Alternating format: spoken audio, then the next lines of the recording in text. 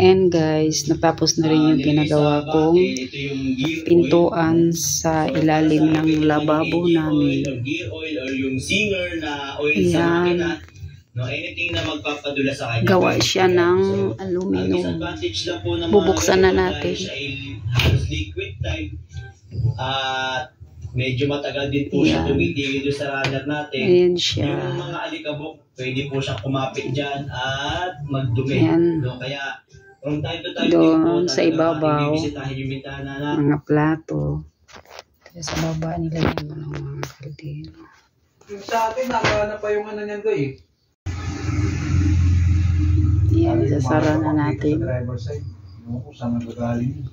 Ganun lang siya.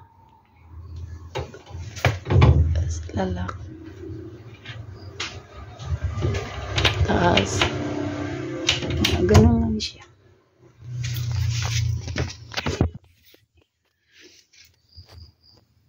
Ang ganda. Gawa ng aluminum.